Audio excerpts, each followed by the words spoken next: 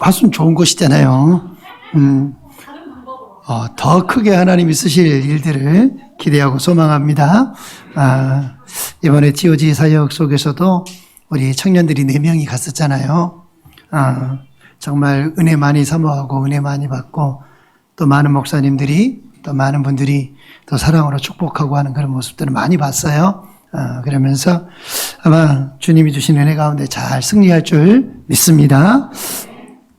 여러분, 성경 속에서는 다양한 신앙생활의 모습들이 그려져 있죠. 결국에는 모든 신앙의 결국은 예수 그리스도의 이름만이 우리를 일으키실 수 있다는 것입니다. 오늘 본문을 보면 예루살렘 성전 미문에서 시작을 합니다. 베드로와 요한이 제9시 기도 시간에 성전에 올라가고 태어날 때부터 걷지 못했던 한 사람이 구걸을 하면서 그들이 가는 그 길 앞에 앉아 있지요.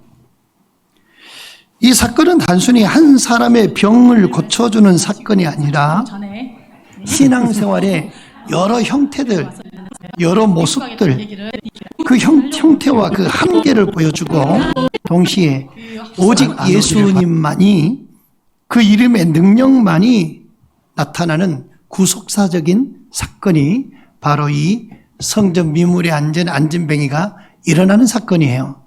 너무나 유명한 복음성가 있죠. 아시죠? 여기에 관계된 복음성가? 베드로와 요한이 기도하러 올라갈새 성전 미문에 앉은 안진뱅이, 목소리가 아주 참 그렇습니다. 구걸을 하였네, 그는 걸었네, 뛰었네, 찬양했네, 그는 걸었네, 뛰었네, 찬양했네, 곧 나사렛 예수 이름으로 일어나 걸으라. 여기서 제일 중요한 건 걸었네, 뛰었네가 문제가 아닙니다. 나사렛 예수의 이름이었습니다. 나사렛 예수 그리스도의 그 이름이 아니면 그는 걸을 수도 없고 그는 뛸 수도 없고 그는 아무것도 할 수 없는 존재에 불과했습니다. 사랑하는 여러분, 기도의 시간은 지켜지지만 능력이 없는 신앙생활이 있을 수도 있습니다.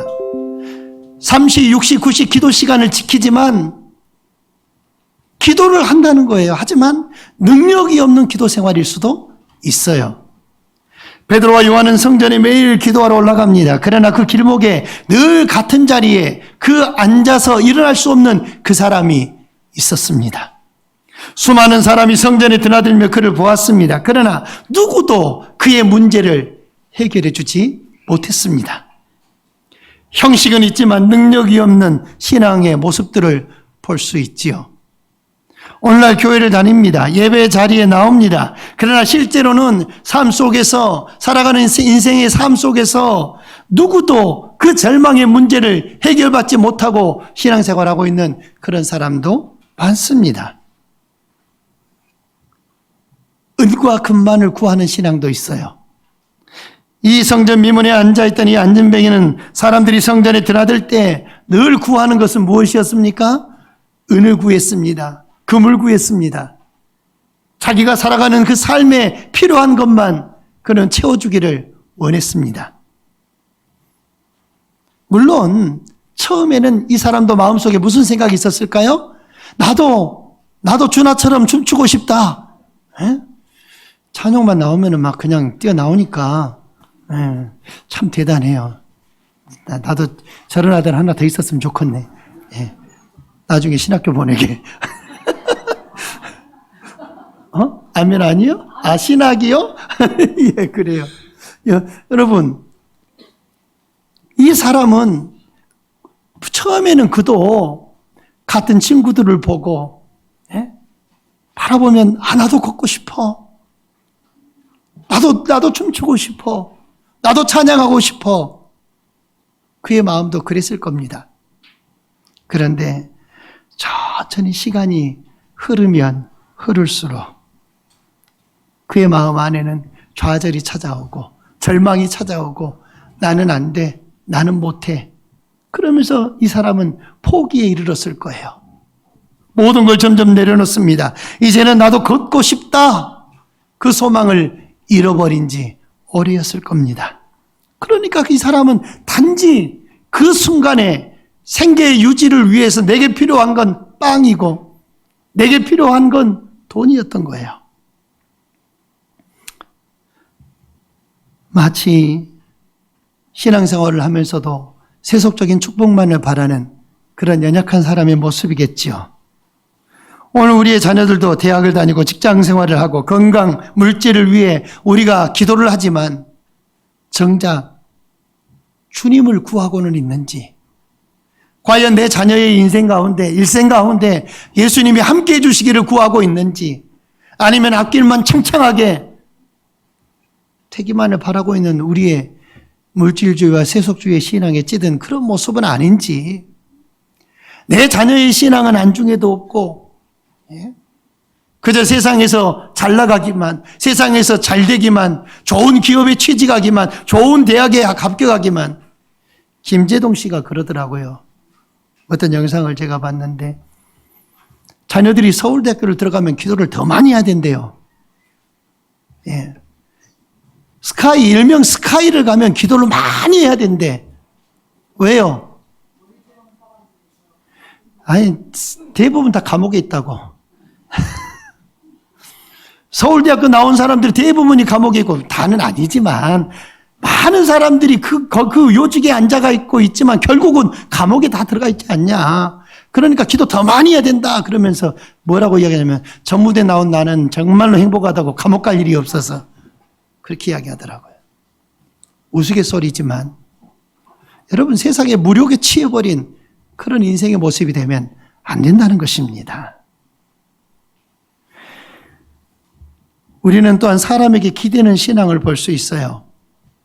이 태어나면서부터 일어서지 못했던 이 사람은 늘 바라는 게 뭐였습니까? 사람의 도움의 손길만을 바랬습니다. 사람만 기댔습니다. 사람은 구원할 수 없잖아요. 사람은 건져낼 수 없잖아요. 그런데 사람만을 구해요. 사람의 도움만을 바래요. 성경은 말합니다. 시편 121편 2절에 나의 도움은 천지를 지으신 여호와에게서라고 시인은 고백하지요. 그런데 많은 사람들은 여전히 사람을 의지하고 세상의 시스템을 의지합니다. 사랑하는 여러분, 한번 따라서 합시다. 오직 예수님의 이름만이 답이다. 아멘. 오직 예수 그리스도의 이름만이 우리의 믿음과 우리 신앙생활 속에 정답인 줄 믿습니다. 베드로와 요한이 선포하잖아요. 6절에 은과 금은 내게 없거니와 내게 있는 것으로 너에게 주노니 곧 나사렛 예수 그리스도의 이름으로 일어나 걸으라. 여러분, 여기서 드러나는 그 핵심이 뭡니까? 은과 금이 아닌 예수의 이름입니다. 예수님의 이름. 예수님의 이름이에요. 하민이는 잘 기억해. 돈이 너를 유학생활하게 하는 거 아니야. 물질이 너를 유학생활하도록 돕는 거 아니야. 그것은 있을 수도 있고 없을 수도 있어. 그러나 오직 예수의 그 이름만이 너의 심장 가운데 잘 박혀 있기를 원해. 그러면 때로는 내게 없어도 주님이 채우시는 것을 우리가 경험하게 됩니다. 때로는 까마귀를 통해 먹을 걸 주시는 하나님이시잖아요. 도우시는 하나님이시잖아요. 예수 그리스도의 그 이름과 그 이름의 능력만이 내 안에 있다면 하나님은 나를 어떻게 해서든지 하나님이 쓰시는 줄 믿습니다. 예수님의 이름은 모든 구속을 완성하시는 이름입니다. 구약의 모든 약속들, 하나님이 우리에게 약속하신 그 약속들, 구약의 모든 제사들, 이 모든 것들은 다 예수 그리스도의 이름으로만 시행될 수 있다는 사실이에요. 이사야 53장은 그가 채찍에 맞음으로 우리가 나음을 입었다라고 말합니다. 예수님이 채찍에 맞음으로 우리는 채찍에 맞은 적도 없는데 우리가 고침을 받았다는 거예요. 예수의 이름의 능력이에요. 베드로는 십자가와 부활을 경험한 사람입니다. 이제 그 이름의 능력을 베드로는 선포합니다. 어디를 가서든지 예수의 이름을 그는 전합니다. 오늘 이 베드로와 요한이 성전을 미문해서 그 구걸하던 안진병이에게 그가 선포했던 건 십자가와 부활의 사건을 눈으로 직접 목도한 그가 예수님의 이름을 증거했던 거예요. 여러분, 예수님의 이름은 주문이 아닙니다. 어디 무슨 점쟁이들이 외우는 주문같이 그런 주문이 아니에요. 십자가와 부활을 통해 이미 승리하신 예수님의 인격, 예수님의 사역을 의미하는 것이 예수 그리스도의 이름입니다. 이름에는 뭐가 담겨 있어요? 그 사람의 모든 것들이 다 담겨 있어요. 그 사람의 모든 게 담겨 있다고요. 그러니까 우리가 우리의 이름값을 할 줄 알아야 됩니다. 성경적으로 아니면 성경의 인물을 따서 이름을 지을 때 여러분 참 삼가 주의하시기를 바랍니다. 성경 속의 인물을 따서 이름을 지었어요. 그러나 성경 속에 있는 그 인물의 이름값을 못하면 어때요? 그 이름 나중에 개명해야 된다니까. 그렇잖아요. 그냥 성경 속에 있는 이름, 바울이라고 이름 지었다고 합시다. 홍바울 이렇게 지었어요. 아이를 낳아서. 엄마 아빠의 욕심을 따라 우리 아들은 바울 같은 아들 됐으면 좋겠어. 그리고 다 홍바울이라고 이름을 지었어요. 그런데 사는 삶이 바울 같은 삶이어야 되잖아요. 신앙의 삶이어야 되고 믿음의 삶이어야 되잖아요. 그런데 바울 같은 삶이 아니면 어떡하죠? 나중에 이 아이는 그럴 거예요. 왜 내 이름 바울이라고 지어놨냐고. 그렇죠? 그런데 바울같이 살아봐요. 바울같이 살기 어렵겠죠. 가난하고 비천하고 매맞고 욕을 받고 돌로 침을 당하고 그렇게 살아가면 어쩌겠어요. 그런데 그런 이름값을 할 수 있는 믿음의 사람으로 성장한다면 모든 이들이 그 믿음을 보고 야 진짜 멋있다. 그렇지 않겠습니까? 우리는 우리의 이름값을 할 수 있어야 돼요. 예수 그리스도의 그 이름에는 그 모든 것이 다 담겨 있어요. 예수님의 성품, 하나님으로서의 가지고 계신 그 인격, 우리를 통해서 역사하실 그 모든 일들, 그 이름 안에 다 담겨 있다는 사실이에요.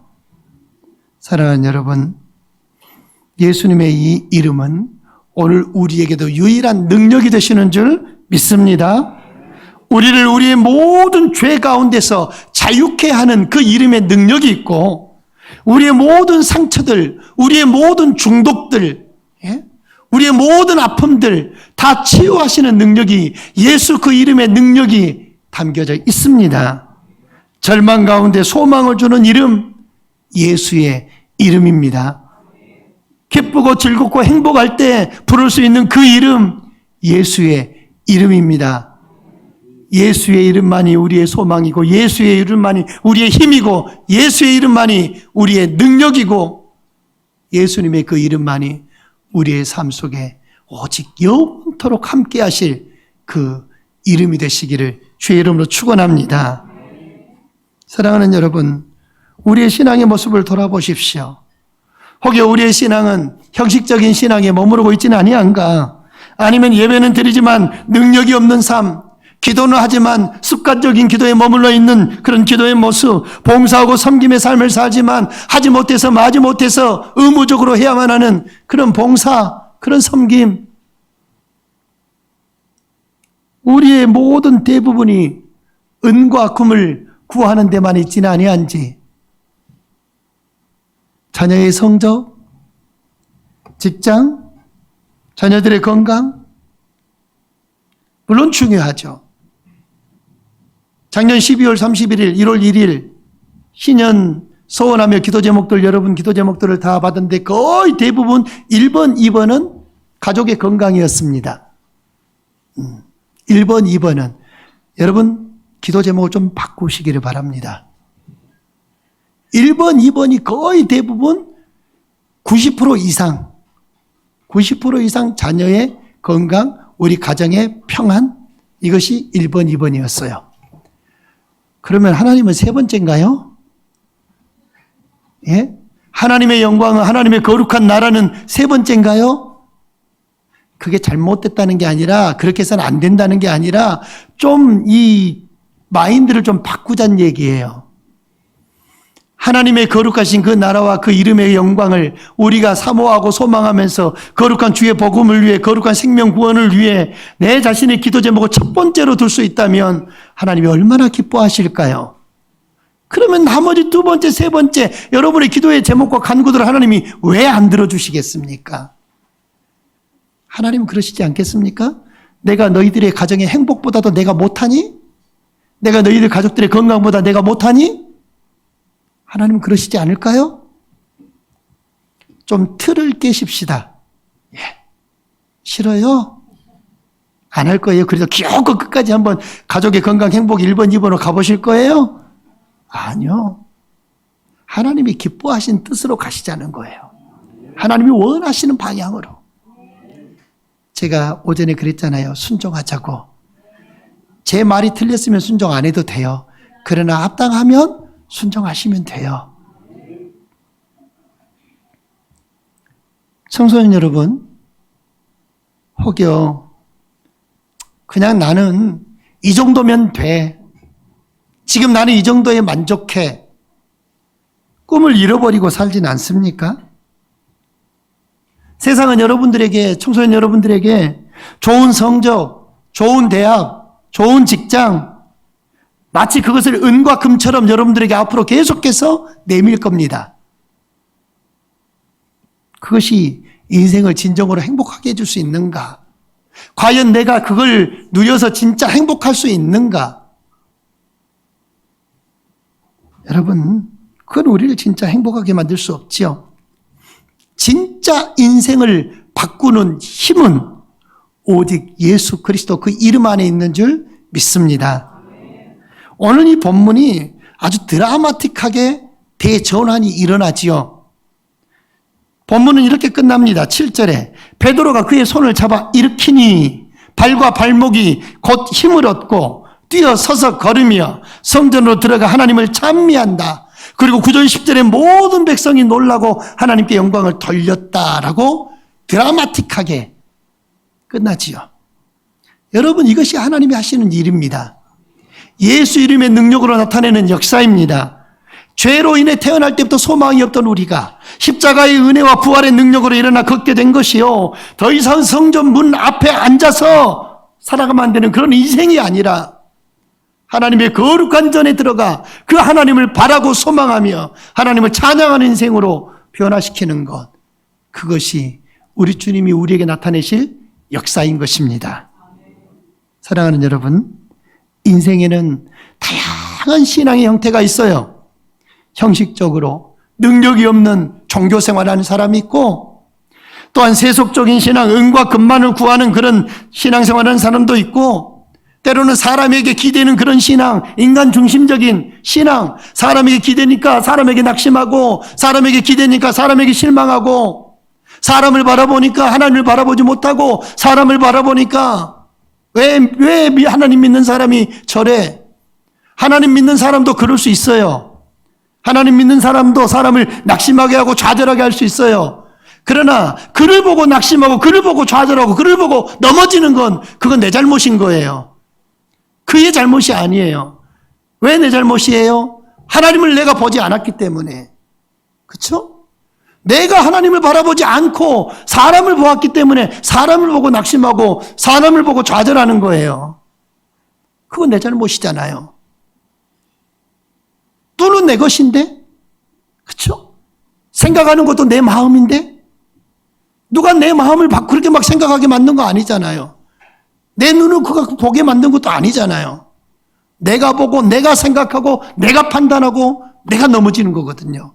결국 내 잘못이잖아요.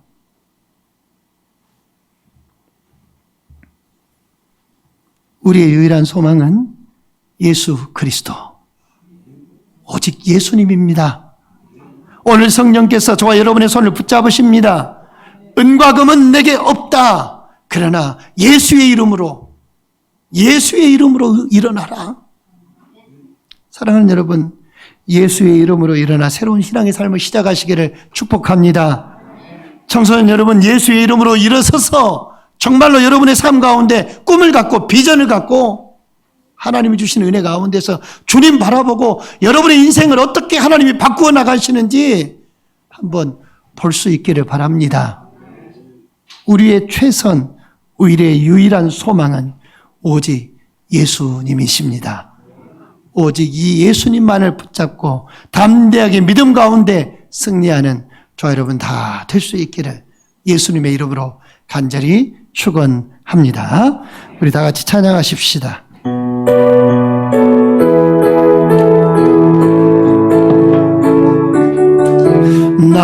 나의 반석이신 하느님, 내가 신고니 너와 전하시니